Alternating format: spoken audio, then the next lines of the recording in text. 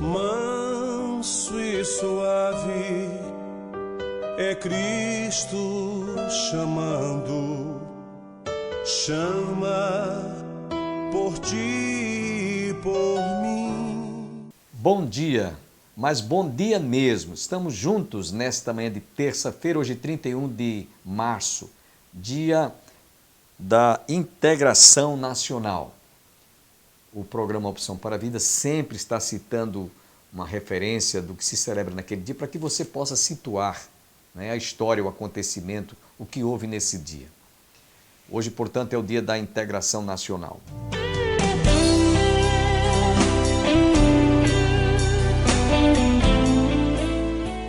Os inteligentes utilizam a ironia e a ironia às vezes também é um argumento da confiança. Esse era o caso de Elias. Clama ao teu Deus, né? Fala mais alto, talvez ele não tenha ouvido. E tem uma situação até engraçada aqui, que Elias é tão irônico que chega a dizer assim, fala mais alto, talvez ele tenha saído para atender às necessidades. Em outras palavras, talvez ele estivesse apertado com a dorzinha de barriga e precisou ir no banheiro. Então vai, clama a teu Deus, aí chama, tá? E eles estão lá se martirizando e gritando e aquela coisa toda, tá? E Elias chega e diz, não, tá bom, acaba, para com esse circo, acabou esse circo, né? Vamos lá comigo, agora vai, monta o altar, né, e sacrifica o animal, retalha o animal, bota em cima e joga água, e ainda diz assim, bota mais água, tá pouco, bote mais, ainda tá pouco, bote mais, é para encharcar mesmo. E Elias ora a Deus. E quando a gente olha a oração de Elias, não é aquela oração rebuscada, né? Aquela oração tão cheia de palavras difíceis. Tem gente que vai orar e é assim, né? Escolhe as palavras mais difíceis que existem. Soberano Deus, eterno, Criador do céu e da terra. Aí dobra o R, né? Soberano Deus, aí estica os S, muda o tom de voz e dá, sabe, dá aquela ênfase. Elias não faz nada disso.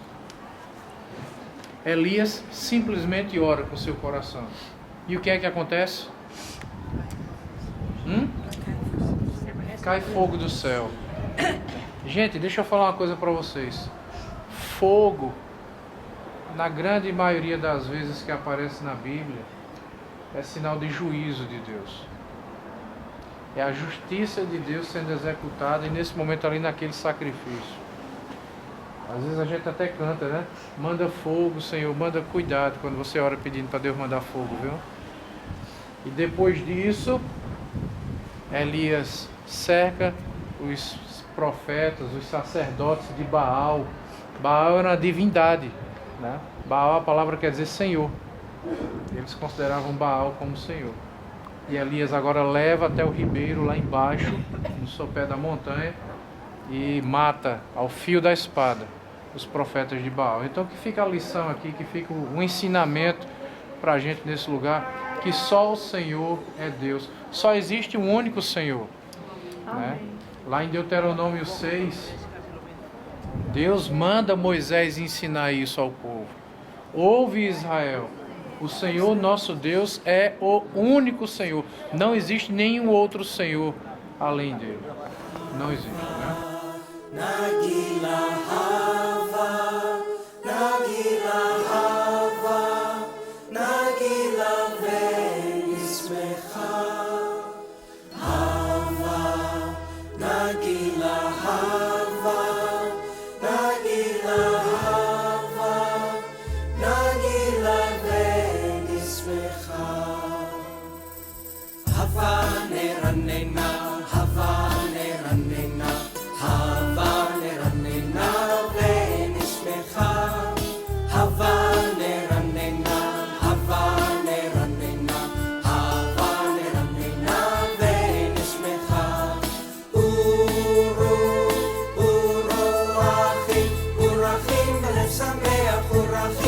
Sameach, Urachim, Sameach, Urachim, Sameach, Urachim.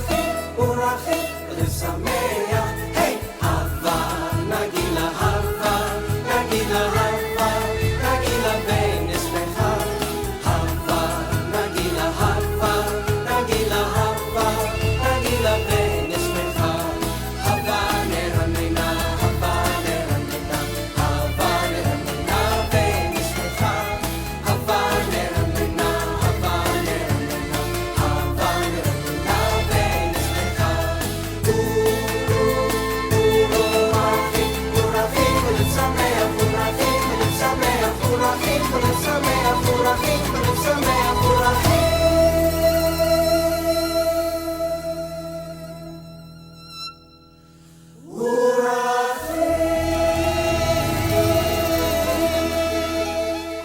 Deixamos há poucas horas Jerusalém.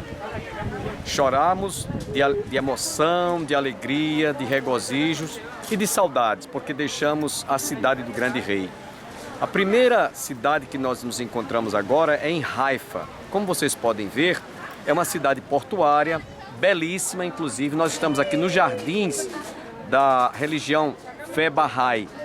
Como nós ouvimos a nossa guia turística e o pastor Robson fazendo uma explanação diante daquilo que está registrado nas escrituras sagradas e também um pouco da história da religião Bahá'í, Fé Bahá'í. É uma seita. Porém, o que mais nos chama a atenção aqui são a beleza destes jardins. O programa Opção para a Vida não poderia deixar de registrar para você que está conosco estas belíssimas imagens. Você que não pôde viajar conosco está viajando através destas imagens. E queremos dizer para todos os nossos amigos telespectadores que muita gente já está nos procurando, mesmo direto do Brasil, através do WhatsApp, quando será a nossa próxima excursão. A nossa próxima excursão provavelmente será daqui a 2 anos. Mas você comece já a se programar para que você possa já fazer o parcelamento, né? E vai ficar um tanto cômoda para que você então esteja conosco, certo? Convido você a continuar viajando através destas imagens. Queremos convidá-los para que vocês possam desfrutar desta viagem. Aqui acima, na parte superior, está o Monte Carmelo, onde Elias enfrentou a luta, a batalha, ele sozinho, um único profeta, um único homem que confiava no Deus que pode todas as coisas, no Jeová que está acima de tudo e acima de todas as coisas, contra 450 falsos profetas de Baal. E, portanto, nós vimos, através deste fato bíblico, que a palavra de Deus, ela mesmo nos assegura: passarão os céus e a terra, porém as minhas palavras não hão de passar. Aqui no Monte Carmelo aconteceu esse fato bíblico. E quero também, concluindo, dizer para você que nós, quando visitamos um lugar como este, nós voltamos ao passado vivendo no presente. É muito forte, são muito fortes as emoções que nós desfrutamos quando voltamos à Terra Santa. Continue viajando conosco através dessas imagens.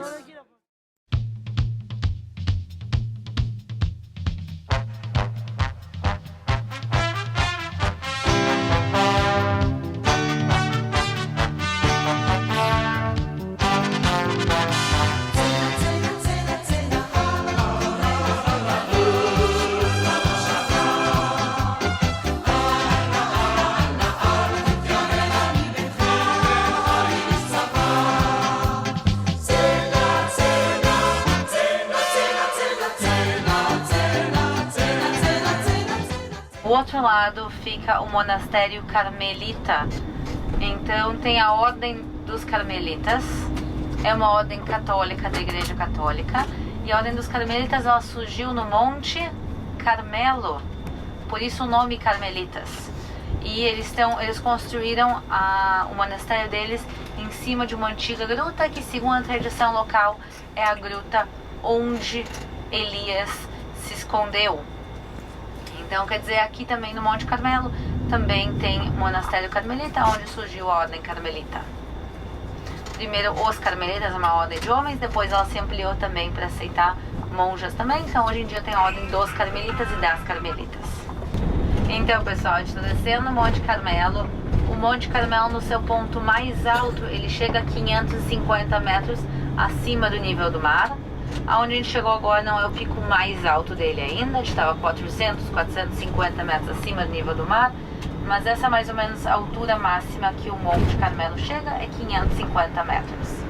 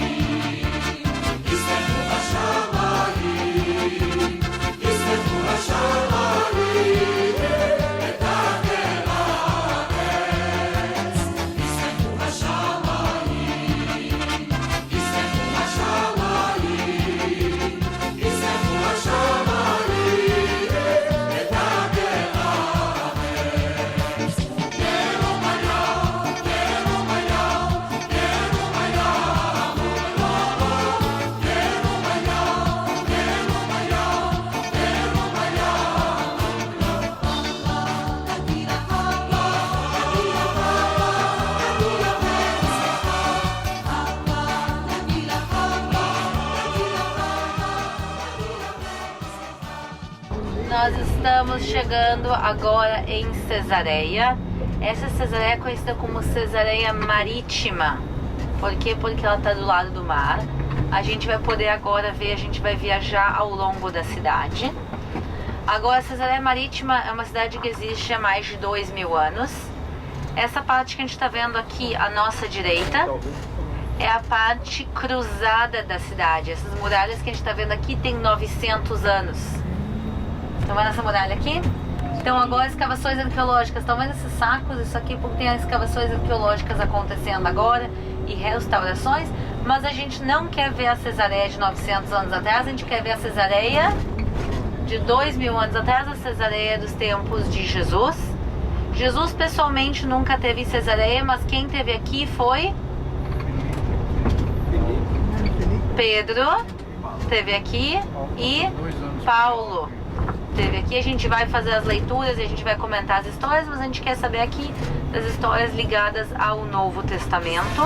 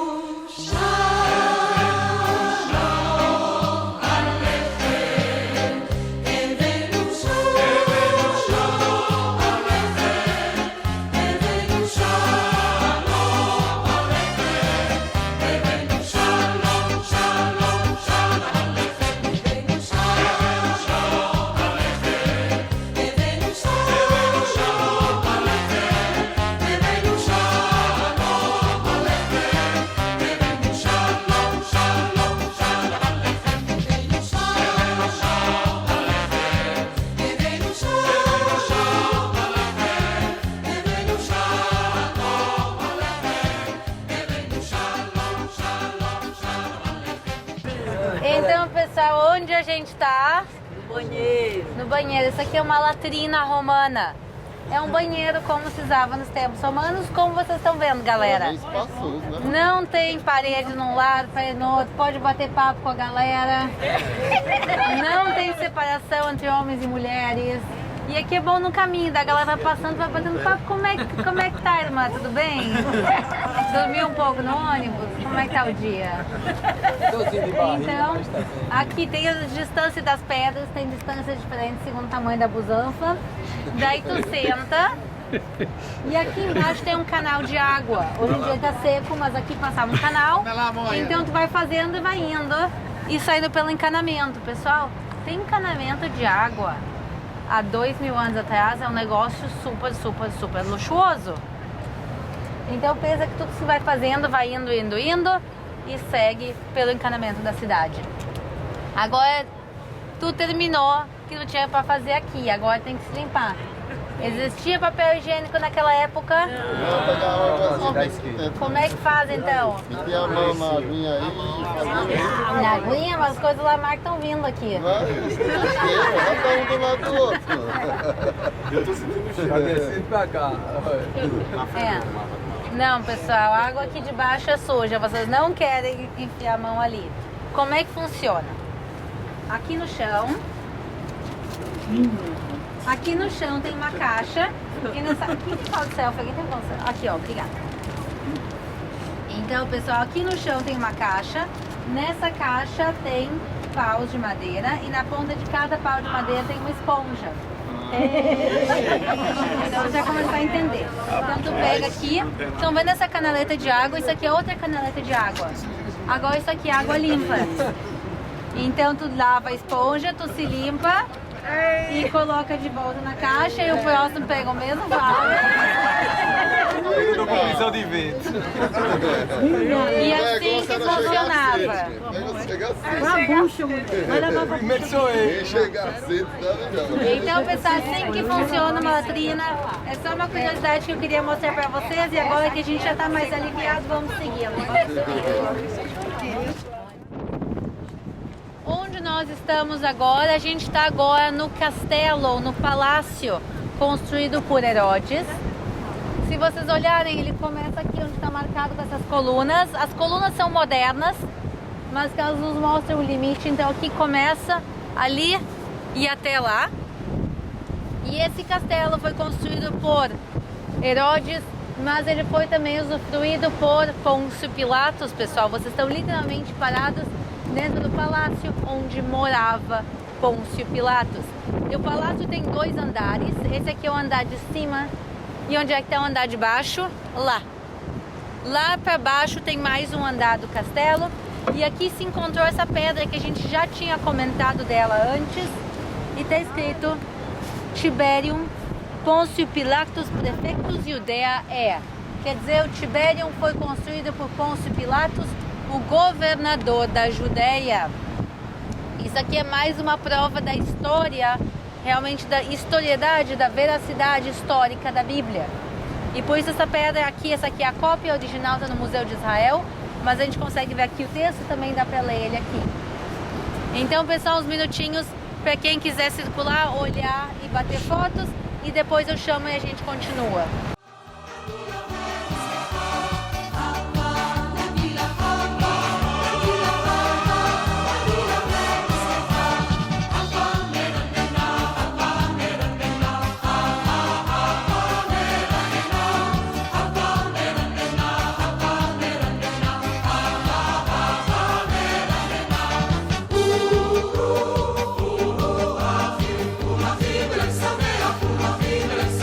Uma vibra,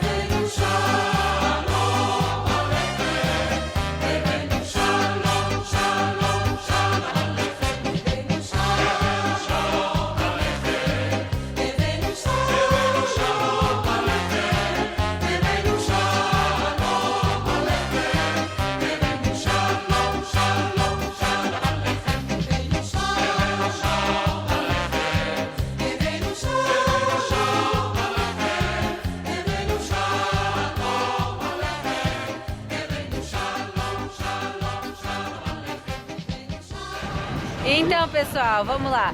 Paulo, ele se converte ao cristianismo e por isso ele vai ser perseguido. E quando Paulo é perseguido, ele vai ser preso. E agora querem matar Paulo. E Paulo diz: não, porque eu sou cidadão romano. Eu tenho como cidadão romano direitos. E um dos meus direitos é ser julgado somente pelo César. E aí prendem a Paulo e ele vai ficar aproximadamente 2 anos preso em Cesareia. Por quê? Bom, porque ser julgado pelo César não é uma coisa tão simples, tem que mandar ele até Roma. E por isso ele vai ficar aqui 2 anos, depois de 2 anos de demora na justiça, aí ele vai ser mandado a Roma. Em Roma ele vai ser julgado e condenado à morte. Como ele vai ser morto? Decapitado. Ele não vai ser crucificado como Jesus ou como Pedro. Por quê? Porque ser crucificado é uma morte extremamente humilhante, extremamente sofrida, e por isso é um luxo ser decapitado. Pense que naquela época ser decapitado é considerado um privilégio, em vez de ser crucificado, e por isso Paulo vai ser decapitado. E assim termina a história de Paulo em Roma com a decapitação. A segunda história bíblica que acontece aqui é a história de Pedro. Pedro estava em Jaffa, onde a gente vai. E em Jaffa ele vai ter uma visão, livro de Atos 10. E depois dessa visão ele vai ser chamado aqui a Cesareia. E quando ele chega em Cesareia, ele vai se encontrar com Cornélio. Cornélio é o centurião, um dos centuriões, quer dizer, um dos chefes do exército romano aqui. E o centurião vai conversar com Pedro e Pedro vai entender uma coisa. Cornélio era judeu? Não. Cornélio era romano pagão. Mas apesar de ele ter sido pagão, ele tinha fé. E ele tinha fé em um Deus. E ele tinha fé em Jesus. E no que Jesus tinha feito. E aí Pedro vê a fé de Cornélio e entende uma coisa. Ele entende que a mensagem de Jesus não é limitada ao povo de Israel. E sim que ela tem que ser levada a todas as nações do mundo. E aí Pedro pega Cornélio e batiza ele e toda a sua família. E aí Cornélio vai ser o primeiro não judeu, o primeiro gentil a ser convertido. Isso aqui abre as portas do cristianismo para todas as nações. Porque, pessoal, Jesus quando ele está aqui, ele fala praticamente só a judeus. Tem uma outra passagem que ele fala com uma samaritana, que ele fala em Guedara com o homem legião, mas a maior parte das passagens são todas a judeus. E aqui é o momento que marca a abertura dessa mensagem a todas as nações do mundo, e por isso essas 2 passagens do livro de Atos são extremamente importantes e acontecem aqui em Cesareia.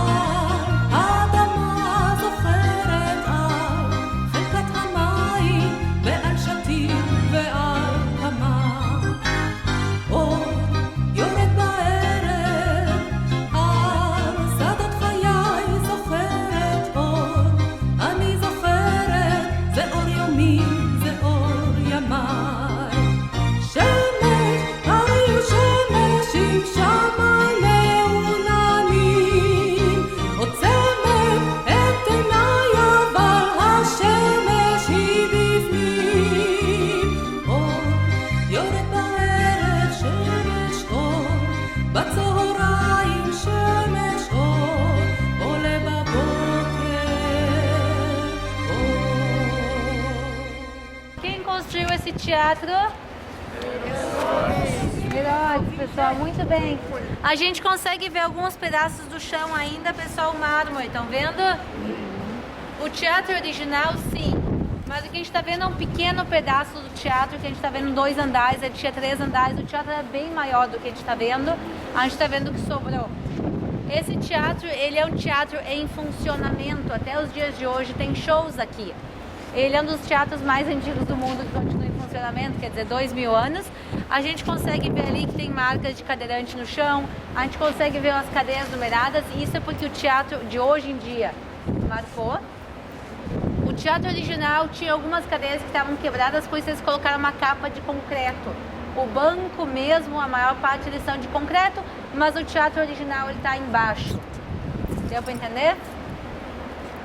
Então só tem uma capinha de concreto para proteger o teatro original, e também porque a Busanfa fica sentada aqui muitas horas em pedra quebrada, ia ficar desconfortável. Isso, pessoal, isso é parte da cidade que Herodes construiu como entretenimento, quer dizer, não basta construir umas casas. A ideia é construir teatros, hipódromos, todo luxo, toda a chiqueza, tudo que se pode de bom no melhor para a cidade. O teatro é parte disso. E aqui atrás ele está em reforma, mas aqui ficava o palco. E aqui, por ser uma cidade pagã, os shows, a maior parte tinha conotação pagã. Um festival de música para Dionísio, danças para Afrodite, teatro grego, quer dizer, tudo da cultura greco-romana era apresentado aqui para a população local. E agora a gente vai seguir caminhando. Se alguém quiser, pessoal, 2 minutinhos para foto e depois a gente segue para o ônibus.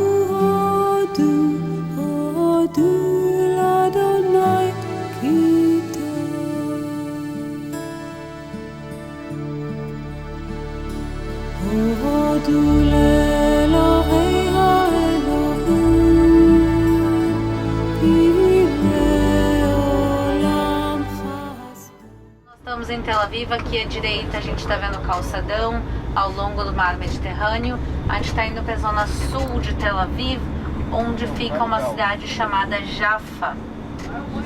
Jaffa, Yafo ou Jope são 3 nomes diferentes para a mesma cidade. Jaffa tem quase 5.000 anos de história, e o que acontece é que ao lado de Jaffa se criou em 1909, quer dizer, um pouco mais de 100 anos atrás, uma cidade chamada Tel Aviv. E Tel Aviv cresceu, tanto que englobou Jaffa e as cidades foram unificadas. Quer dizer, hoje em dia Tel Aviv e Jaffa oficialmente são só uma cidade. Só tenho que agradecer a todos que estiveram conosco, tenham todos um bom dia, uma semana abençoada e até o nosso próximo programa, se Deus quiser.